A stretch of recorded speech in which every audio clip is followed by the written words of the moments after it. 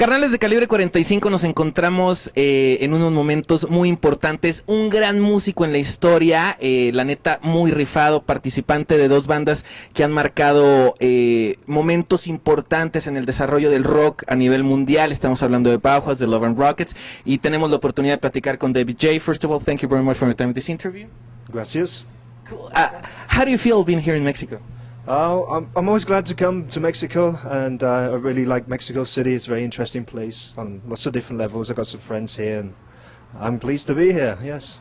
Now, you're a really polyphacetic artist. You do a lot of kind of different things in music. What's your plan for 2008? I know that you're going to be with Love and Rockets in the Coachella, and you're going to probably release the last Bauhaus album. Is that right? That will be coming out in March, yeah, the first Bauhaus record. The latest, I should say, Go Away White it's called, which was self-releasing. It's the first time that we're going to be the label, so that's very significant for us. A big thing I have coming up when I get back to the US is a musical play. It's going to be on in LA for 2 weeks. It's about Edie Sedgwick and Andy Warhol. It's called Silver for Gold, The Odyssey of Edie Sedgwick. It's a play with music, so there'll be a CD released at the same time.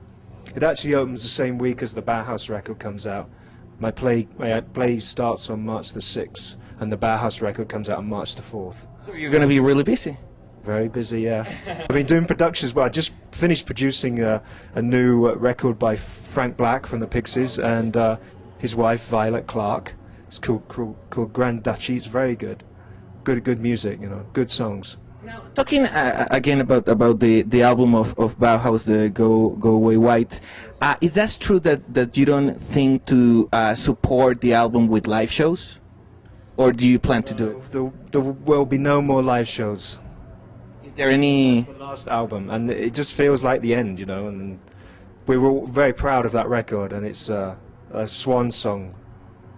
But is there any explanation why you don't want to traveling, playing together for the last time? Well, without going into details, it's very fractious when the four of us get together. It's very sparky. It causes a lot of fires, and you can only survive so many fires. And in that case, it's a great way to say goodbye, releasing the last album. And I think that the name of the album, it say a lot. Like Go Away White, like clean, like with no fight. And catharsis. And I mean, we made the record before we knew that we were going to finish, you know. So it's interesting. And also the image on the record is very appropriate. It's of an angel walking away. It's the angel of the healing waters. He looks like Peter Murphy, actually. But this is a strange photo that a friend of mine, Dominique Duplay, took in Central Park, and it's a really beautiful image, and it's just this image of this figure walking away. And now, talking about Love and Rockets, is there any plans to write new material? Because I know that you released the cover of Should I Stay or Should I Go of The Clash a couple of years ago, I think in a Joe Strummer. We played it just before Christmas. Oh, really? That was, yeah, that's awesome. The first time we played together for 9 years. And there are no plans to record any new songs, but you never know.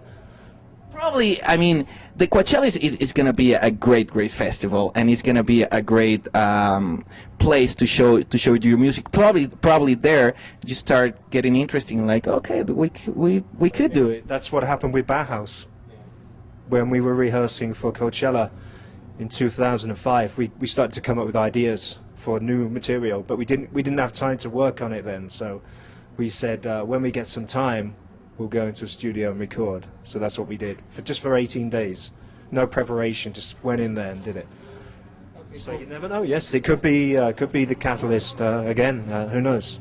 Be great. Well, the last question: if you could keep something about Bauhaus and about Love and Rockets, what kind of things do you keep in your memories as an experience, starting with Bauhaus?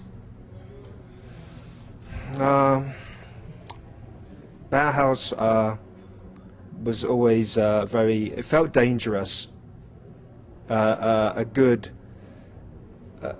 a good experience to have in always looking for the edge, finding our own edge, and pushing ourselves to that edge, and sometimes almost going over the edge. It was sometimes going plummeting, but for me the band was always, it's on that razor's edge, and that's what gave it its power.